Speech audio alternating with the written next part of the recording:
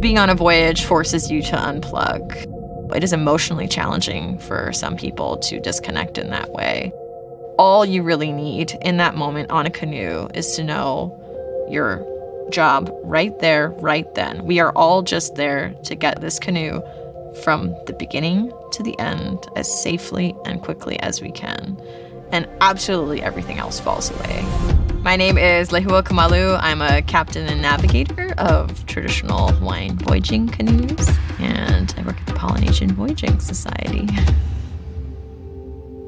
In our chants, in our songs, we hear about this place that we all came from when our ancestors first came to Hawaii. The way they did that was on the voyaging canoe.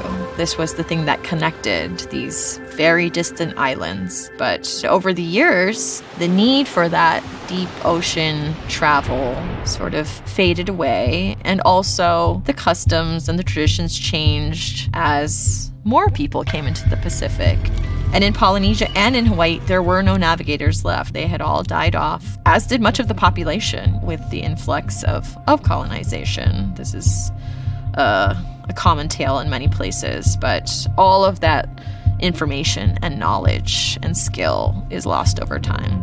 And so while the stories were there that this must have happened, the canoes were no longer being built. Their navigators were no more. And so even though you've heard about it, you couldn't really see it. You could even doubt maybe that those abilities were there. And the prevailing science at the time, and we're talking about the 50s, the 60s, the 70s, was really teaching a story that there's no way that Hawaiians or Polynesians had the skills to build the canoes or had the ability to navigate the canoes, even if they could build them.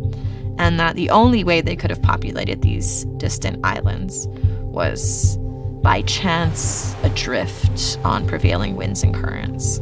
Needless to say, this isn't a very complimentary idea to Indigenous peoples.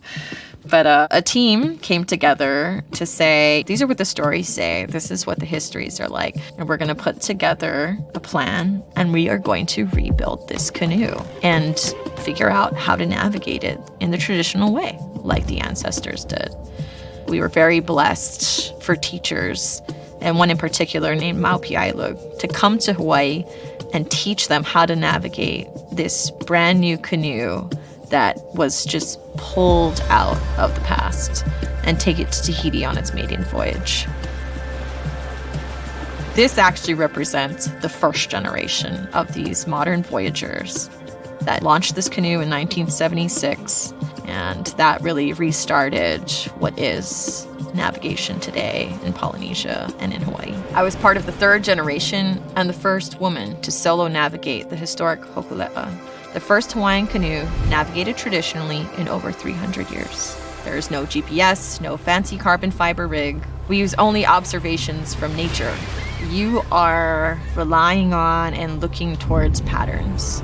Your job is to find them in things that you can see or feel or even smell sometimes. Some islands have the scent of coconut on them. The heavens move in cycles. The weather moves in cycles. The waves move in cycles. And you are comparing these different things to one another. The signs of nature don't rest. They're there all day, every day, 24 hours. You'll be startled awake, just making sure, is there something that is just about to set or rise that is gonna be the information I need to keep us on a safe course? It is a very different way, I think, to look at how we travel and move through the world when we're extremely conscious of where we go, who's already there, what role we step into when we show up in a place and how we show up there, realizing that going anywhere, right, has an impact on place, has an impact on people. And we always want that at the end of our experience, as we leave, we're all better for it. I think these are things that we think about as we try to answer that question of how do we earn this voyage, so that it's not just, us having this beautiful sail out on the middle of the ocean. It's us hopefully bringing and sharing knowledge and an experience that we all learn from and grow from towards a better future.